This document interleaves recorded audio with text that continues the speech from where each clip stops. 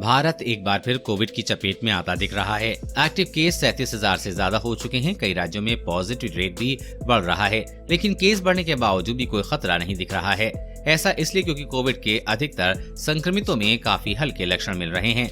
अस्पतालों में वही मरीज भर्ती हैं जिनको पहले से कोई गंभीर बीमारी है। केस के बढ़ने के बावजूद भी हॉस्पिटलाइजेशन और डेथ रेट में कोई इजाफा नहीं हो रहा है। ऐसे में सवाल उठता है कि क्या भारत में कोरोना अब एंडेमिक बन चुका है।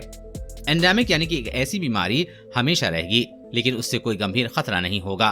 केस हर साल आते रहेंगे, लेकिन इससे ऐसा कोई नुकसान नहीं होगा जो चिंता का कारण बने। एक्सपर्ट का भी कहना है कि भारत में कोविड की बीमारी एंडेमिक बनती जा रही है।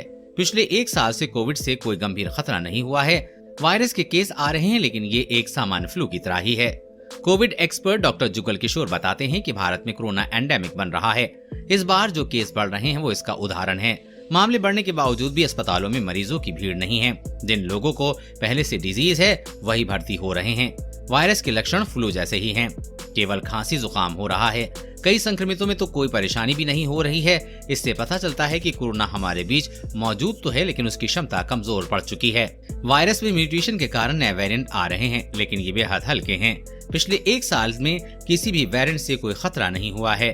अब ओमिक्रॉन के वेरिएंट भी बेहद हल्के ही हैं। ऐसे में कहा जा सकता है कि भारत में कोविड एंडेमिक बनता जा रहा है, लेकिन सतर्कता जरूरी है।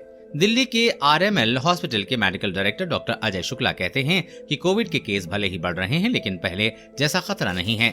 ऐसे में कोविड से घबराने की कोई बात नहीं है। वायरस से अब ऐसा कोई खतरा नहीं है जैसे पहले था।